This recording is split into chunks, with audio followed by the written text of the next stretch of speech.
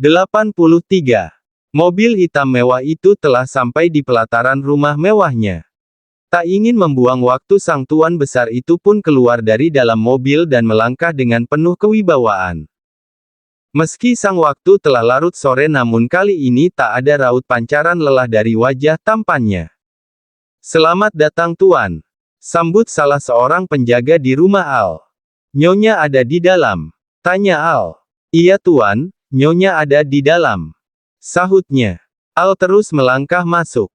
Dan sebuah tanda tanya telah muncul di kepalanya, namun Al tak terlalu mempermasalahkan itu, mungkin sang istri saat ini sedang berada di kamar bersama kedua anaknya.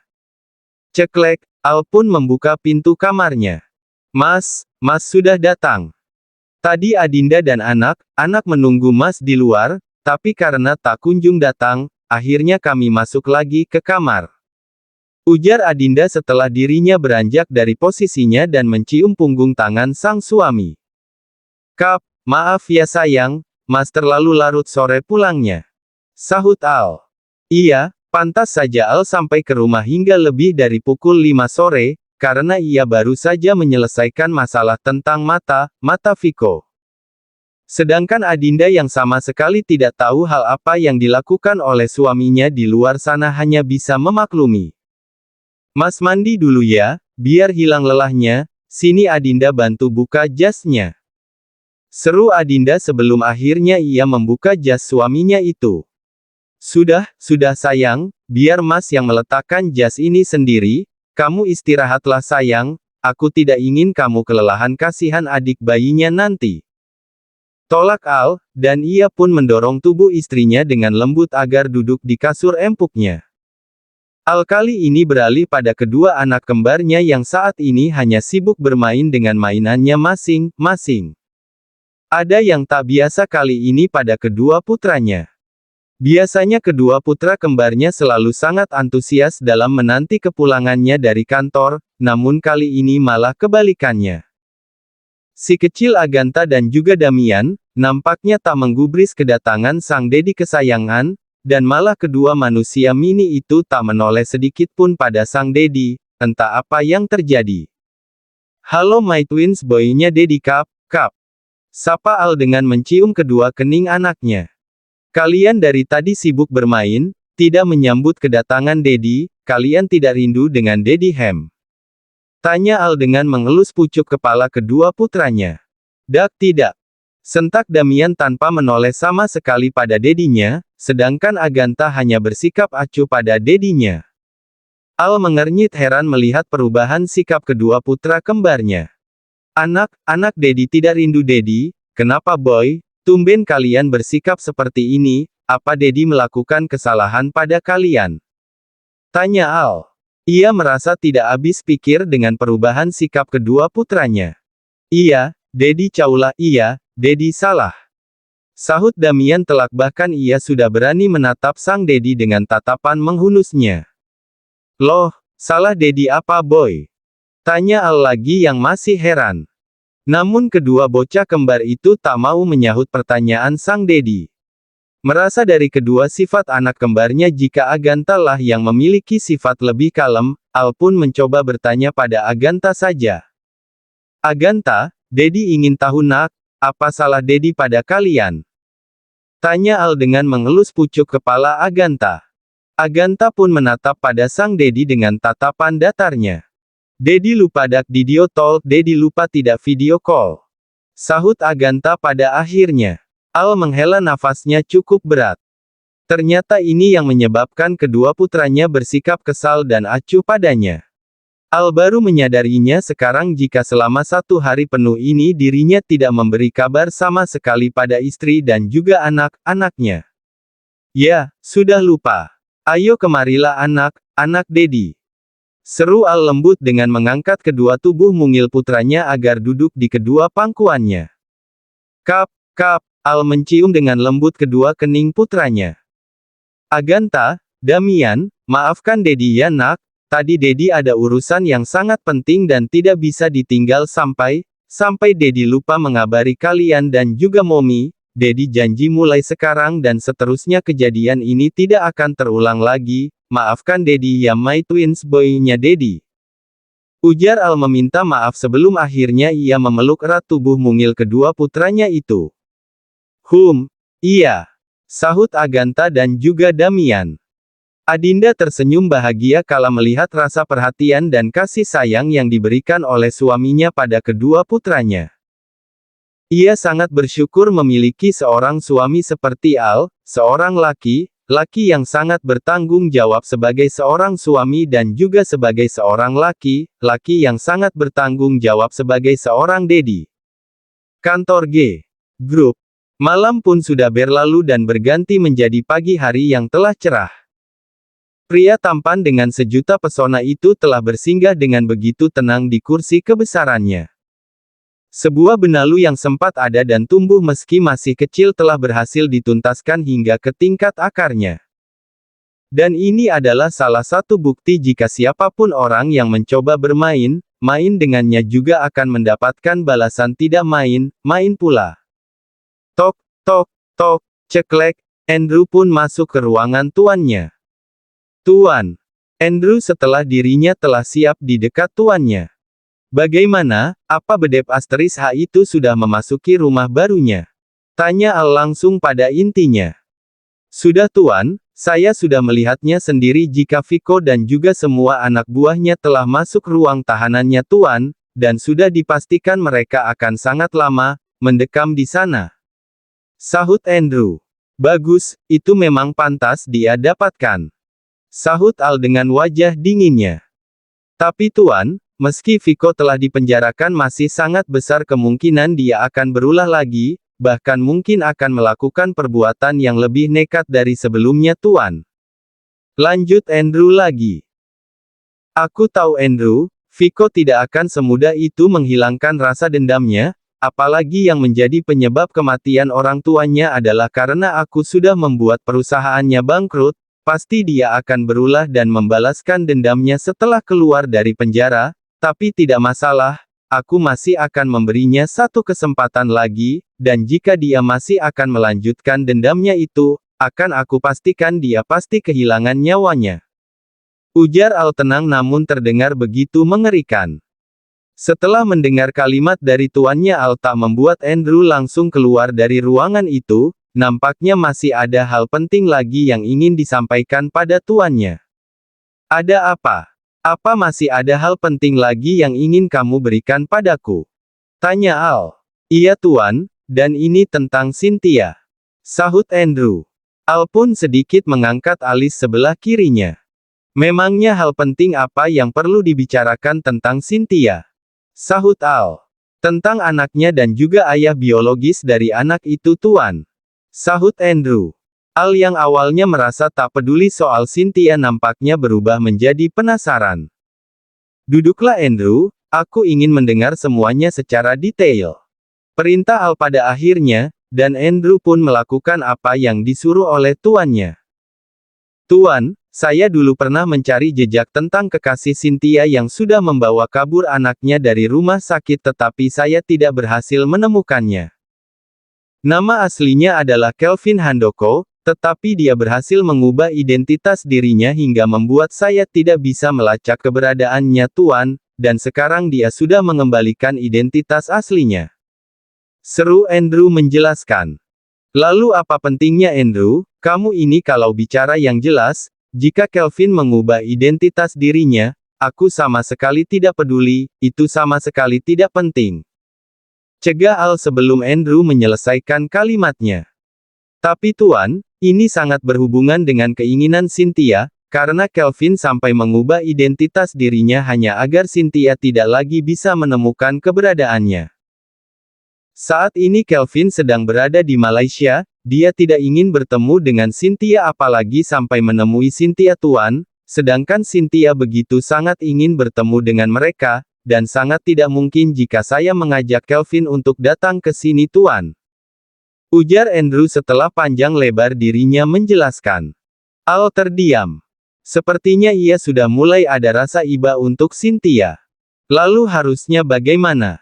Tanya Al. Keputusan tetap ada pada Anda Tuan, tapi satu cara agar Cynthia bisa bertemu dengan anaknya adalah untuk sementara Cynthia harus dikeluarkan dari tempat pengasingannya Tuan. Andrew menjelaskan. Lagi Al terdiam. Apakah Cynthia memang harus dikeluarkan dari tempat pengasingannya? Tetapi bagaimana jika dia berulah lagi? Baiklah, untuk sementara Cynthia boleh keluar dari tempat pengasingannya dan bertemu dengan anaknya, tapi kamu harus bisa memastikan Andrew, jika dia tidak akan berbuat macam setelah di luar nanti, dia boleh bertemu, tapi pertemuan mereka tidak boleh lebih dari 1 hari, dan kamu harus bisa menjaga itu Andrew. Sahut Al. Pria dengan tubuh kekar itu nampaknya sedang bergerak di dapur dan tak mau menerima bantuan dari para asisten rumah tangganya. Di waktu yang masih pagi ini nampaknya Al sudah bersiap untuk membuatkan susu untuk sang istri dan juga kedua anak kembarnya. Tuan, biarkan saya membuatkan susu untuk Nyonya dan juga kedua tuan muda kecil Tuan. Seru Bu Tarsi yang merasa tak enak hati karena tuannya membuat susu sendiri. Tidak apa, Bibi melanjutkan pekerjaan yang lain saja, Al ingin membuat sendiri susu untuk mereka, sudah Bi Tarsi tidak perlu repot membantuku. Tolak Al sopan. Bu Tarsi pun kembali melakukan aktivitasnya yang lain bersama Bu Ima. 3 gelas susu hangat kini telah siap. Al pun menata ketiga gelas susu yang dibuatnya di atas nampan dan membawanya menuju kamar mewah mereka. Ceklek. Pintu kamar pun dibuka, dan nampaklah si tampan Al di kamar itu. Dedi, Mian mau cucu, Dedi, Damian mau susu, Sambut Damian kegirangan setelah ia melihat sang dedinya membawa susu kesukaannya. Iya anaknya Dedi, kalian minum susu. Sahut Al dengan tersenyum. Mas yang membuatkan susu untuk kita. Tanya Adinda berdiri sebelum akhirnya mendekati sang suami. Iya sayang, mumpung hari ini hari libur kerja, jadi ya tidak apa kan sekali Mas membuatkan susu untuk istri dan juga anak Mas ini. Sahut setelah meletakkan nampan susu itu di atas meja di sana. Dedi, Mian mau cucuna, Dedi, Damian mau susunya. Celoteh Damian lagi bahkan bocah kecil itu sudah memegangi kaki jenjang nan kokoh milik sang Dedi. Iya boy, tenanglah Dedi akan mengambilkannya untukmu, sekarang Damian duduk dulu yang tenang dengan Agatha, biarkan Dedi yang mengambil susunya agar tak tumpah boy. Sahut Al dengan menunduk dan menggiring tubuh mungil Damian agar bisa duduk dengan tenang. Mas bantu anak minum susunya ya. Biar Adinda minum di sini saja. Ujar Adinda dengan menepuk kasur empuknya. Al pun menurut saja sebelum akhirnya ia membawa 2 gelas susu yang tadi pada kedua anak kembarnya. Agatha, Damian, minumnya gantian ya nak, kan tangan Dedi hanya 2. Peringat Al. Atu dulu Dedi, aku dulu Dedi. Sahut Damian tiba seolah tak ingin didahului oleh saudara kembarnya. Agatha setelah Damian ya nak minumnya. Al mencoba memberi pengertian pada Agatha. Cucu nadak nanat Dedi. Susunya tidak panas Dedi. Sahut Agatha bertanya. Ya wajar saja jika Agatha bertanya seperti itu, karena bocah kecil itu pernah memiliki pengalaman meminum susu dari gelas secara langsung namun susunya masih terasa begitu sangat hangat. Agatha yang notabene-nya masih seorang bocah kecil tentulah lidahnya masih tak mampu menahan hangatnya susu yang diminumnya meski kedua tangan mungilnya sudah mampu menahan hangatnya gelas yang berisi susu hangat miliknya. Iya nak, susunya sudah hangat kuku, bahkan sekarang susunya sudah cenderung mendingin. Sahut Al yang sudah paham akan kekhawatiran putranya Agatha. Kalau Dedi tuh, anta mau minum na cedili Dedi kalau begitu, Agatha mau meminumnya sendiri Dedi. Pintanya pada sang Dedi. Al yang memang sudah tahu jika sang putra Agatha mampu meminum susunya sendiri langsung memberikan susu miliknya. Hati nak memegangnya. Peringat sang Dedi Al sebelum Agatha memegang gelasnya. Ya, untuk soal kemandirian, Agatha dalam kemampuan kemandiriannya memang lebih banyak berkembang daripada Damian. Dan kini seorang ibu muda yang saat ini tengah mengandung dan juga kedua anak kembarnya mulai meminum susu mereka masing-masing, dan mungkin hanya Damianlah di sini yang masih perlu dibantu oleh sang dedi kesayangannya. Dan inilah hal yang selalu ingin diberikan oleh seorang Alexander pada keluarga kecilnya, perhatian yang begitu tulus yang didasari dengan rasa cinta dan kasih sayang yang tak pernah usai. Malaysia. Seorang wanita dengan didampingi oleh 2 orang bodyguard kini telah berdiri di halaman sebuah rumah. Nampak rumah itu meski tak terlalu mewah namun terlihat cukup besar dan sangat layak untuk dihuni karena dapat dipastikan akan bisa memberikan kenyamanan pada orang-orang yang tinggal di dalamnya. Cynthia masih berdiri di halaman rumah itu. Ia dan juga kedua orang kepercayaan Al telah berhasil masuk dengan melewati pintu pagar besi tadi. Apa benar ini rumahnya? Tanya Cynthia pada kedua bodyguard itu. Iya memang benar ini, apa kamu tidak ingin masuk? Ingat kamu hanya memiliki waktu 1 hari untuk bertemu anakmu, jangan membuang-buang waktumu. Sahut Ivan memperingati. Cynthia mulai melangkah lagi agar lebih dekat dengan rumah itu. Ada desiran aneh yang dirinya rasakan saat ini. Entah mengapa ia merasa malu jika seandainya ia benar-benar bertemu dengan ayah dari anaknya. Kamu sebenarnya ingin bertemu dengan anakmu atau tidak? Sudah 1 jam kita berada di luar seperti ini, apa kamu tidak ingin bertemu dengan anakmu? Kalau memang tidak ingin bertemu ya sudah sebaiknya kembali saja ke tempat pengasingan. Ujar Ivan lagi dengan sedikit kesal. Iya, aku ingin bertemu dengan anakku. Sahut Cynthia.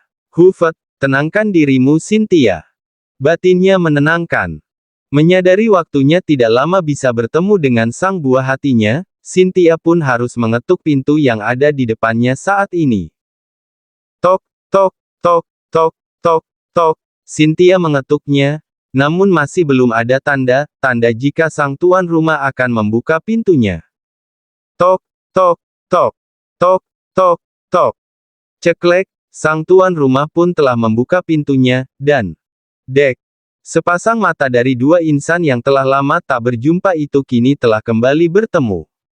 Cynthia terdiam membeku. Kedua bola matanya tak mampu berkedip kala melihat sesosok pria yang telah begitu lama tak ia lihat. Tidak ada sepatah kata pun yang keluar dari mulutnya, lidahnya benar-benar terasa keluh. Kamu. Sentak Kelvin setelah cukup lama dirinya terdiam. Untuk apa kamu kesini Cynthia? Sahut Kelvin lagi yang masih begitu terkejut dengan kedatangan Cynthia yang tidak pernah ia duga. Kelvin, aku ingin bertemu dengan anakku. Sahut Cynthia. Cih, anak kamu bilang. Jangan harap kamu bisa bertemu dengan putraku Cynthia, wanita licik sepertimu tidak pantas menjadi ibu dari putraku. Pergi, cepat kamu pergi dari sini. Ujar Kelvin marah, bahkan ia sudah mengangkat tangannya untuk mengusir Cynthia. Kelvin, kamu tidak bisa seperti ini Kelvin, dia juga putraku, aku yang sudah mengandung dan melahirkannya, jadi kamu sama sekali tidak berhak melarangku untuk bertemu dengan putraku. Sentak Cynthia yang juga tak kalah dari Kelvin. Tidak bisa, kamu tidak bisa bertemu dengannya, karena apa? Karena kamu terlalu kotor untuk bisa bertemu dengan dia yang masih suci. Ujar Kelvin masih dengan aura kemarahannya, bahkan ia sampai tega menghina Cynthia. Plak, satu tamparan yang begitu sangat keras telah mendarat di pipi kiri Kelvin, bahkan tubuhnya hampir oleng karena tamparan keras dari tangan Cynthia. Kamu beraninya menamparku Cynthia. Geram Kelvin dengan memegangi pipi kirinya yang sudah memar. Sedangkan kedua bodyguard itu yang sedari tadi hanya diam menyaksikan tontonan live yang ada di depannya sampai melongo tak percaya. Kenapa aku harus sampai tidak berani menamparmu? Kamu mengatakan aku wanita kotor. Seharusnya kamu berkaca pada dirimu sendiri Kelvin, kamu itu juga kotor, bahkan kamu jauh lebih kotor daripada aku. Apa kamu lupa, kamulah dulu orang yang sudah tega menjebakku hingga aku harus kehilangan kehormatanku, apa kamu lupa itu? Marah Cynthia dengan emosi yang sudah meletup-letup. Kelvin langsung terdiam. Jika diingat kembali, benar memang jika dirinya lah yang sudah menghancurkan hidup Cynthia. Kelvin lah dulu yang sudah begitu tega menjebak seorang Cynthia saat itu masih polos untuk bisa bermalam dengannya. Apakah dengan kamu membawa dan juga merawat anakku sudah bisa menunjukkan jika kamu adalah bukan pria kotor dan sudah menjadi ayah yang baik? Tidak, sama sekali tidak Kelvin. Apakah kamu pikir setelah putraku tahu jika yang menjadi penyebab dia lahir adalah untuk misi jahat dari kedua orang tuanya, apakah kamu pikir dia akan memaafkan orang tuanya? Pikirkan itu Kelvin. Darah Cynthia sudah benar-benar mendidih, bahkan dadanya pun sudah terlihat kembang kempis karena amarahnya. Kelvin tetap diam tak bergeming, tidak ada sepatah kata pun yang keluar dari mulutnya. Suasana di depan rumahnya benar-benar terasa mencekam. Namun beberapa saat dari itu Cynthia akhirnya berusaha untuk mengontrol emosinya kembali. Hufat. Cynthia berusaha menurunkan emosinya. Ia sadar pada akhirnya jika dirinya datang kemari bukanlah untuk melakukan keributan, akan tetapi untuk bertemu dengan putranya. Sekarang di mana putraku? Aku ingin bertemu dengannya. Ucap Cynthia lagi dengan nada yang sudah sedikit mereda. Apakah kamu tidak melihat dua orang bertubuh kekar di belakangku ini? Seperti yang kamu katakan tadi, aku adalah wanita licik, dan sekarang aku sudah menuai dari perbuatan licikku itu. Apakah kamu tahu semenjak 2 tahun yang lalu, Al sudah mengetahui kelicikanku, dan sebagai hukumannya Al menceraikanku secara tidak terhormat, bahkan sekarang aku harus menjalani masa pengasingan di tempat yang begitu mengerikan, tempat di mana sangat besar kemungkinan hewan liar bisa masuk dan menyerangku. Aku tidak memiliki banyak waktu sekarang, jadi aku minta padamu jangan halangi aku untuk bertemu dengan putraku, karena setelah ini aku harus kembali ke tempat pengasinganku. Ujar Cynthia namun terdengar lirih pada kalimat terakhirnya. Dek, Kelvin membulatkan kedua bola matanya. Kelvin sama sekali tidak tahu dan tak menyangka jika kejahatan Cynthia sudah diketahui bahkan semenjak 2 tahun yang lalu. Itu artinya tidak lama setelah dirinya membawa Kenzi, semua kejahatan Cynthia telah terbongkar. Di mana putraku Kelvin? Aku tidak bisa berlama-lama di sini, dan nanti sore aku sudah harus kembali. Ujar Cynthia lagi bahkan sudah nampak raut kesedihannya. Merasa iba, akhirnya Kelvin pun ingin memberikan izinnya pada Cynthia. Dia ada di apa? Apa di luar?